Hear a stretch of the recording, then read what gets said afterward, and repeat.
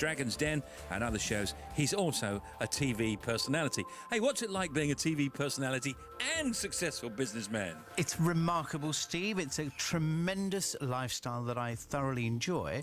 I think in a way you get the best of both worlds, really, isn't it? It's quite nice to be recognised. I mean, as I arrived into your studios, there was all these paparazzi outside taking pictures and signing autographs. It's great, isn't it? It does. It kind of makes you feel a little bit special, I suppose. Do you ever yearn for the days? I mean, I know that you move around the world and you're largely unrecognised as a television personality, but obviously in Britain and maybe Australia and some other countries, you're going to be clocked because you're quite a private person, aren't you? Very.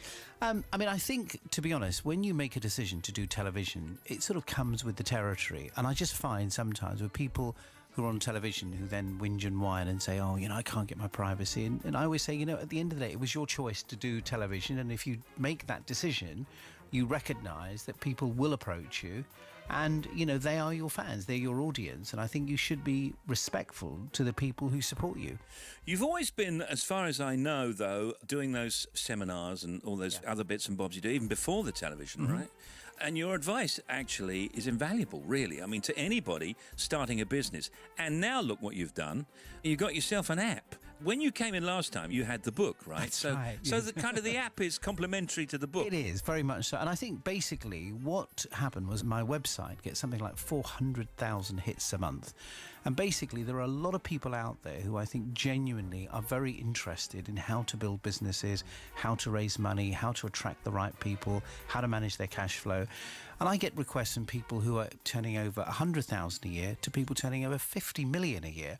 And rather than having that huge amount of traffic on the website, I thought what I'd do is actually take the time to develop something that was very easy, very user-friendly as an app that gives really proper advice. Best time or worst time at the moment in the middle of a recession here to start a business? I think it's absolutely the best time because right now there is, to me, so much opportunity. If you look at the government have got so many different schemes right now in terms of fundraising, initiatives, tax breaks. I just think there are so many opportunities. When I was starting out in business, there was no advice, there was no venture capital.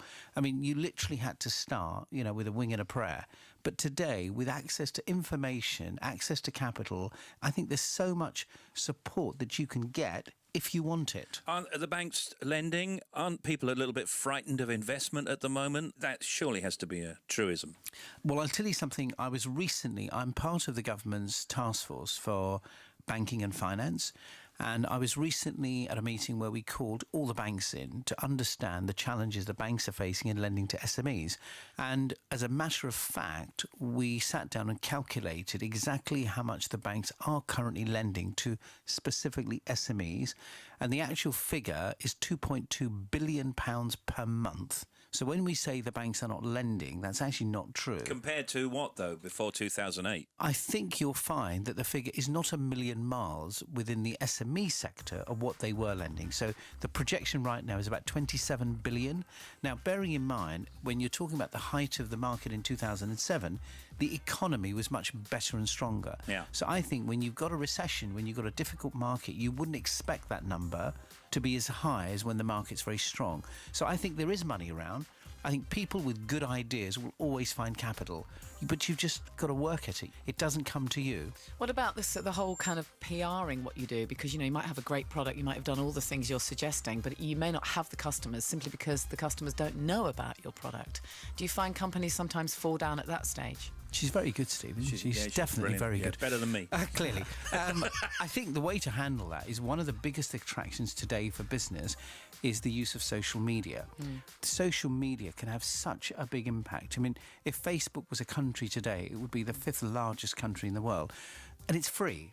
You can promote, market and communicate what you do on Facebook, literally. I mean, Barack Obama used Twitter, Facebook and social media to get elected. So it's kind of the same point that you're making. How do I communicate my message? How do I communicate my product or service? If you're starting off, my strong advice is use social media, because there are literally people now who tweet products and services and they retweet and they go onto somebody else's section, etc. So I would say social media is definitely a way of looking at how to promote and market. Business Secrets, the app from James Caan, is available now to download. Really good to talk to you. And what about the Dragon's Den? Where are we with that? Because I never know. Is it on? Is it off? When's the next series? And who's going to be in it?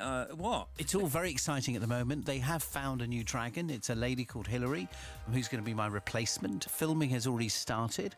They're all at Pinewood Studios as we speak, recording the new series. Will you miss them? I will miss them, actually. It was a great laugh. It really was. Good. Great journey in my life. Yeah. James Caan, everybody. James Caan, thank you very much, James. See you next time. Bless you.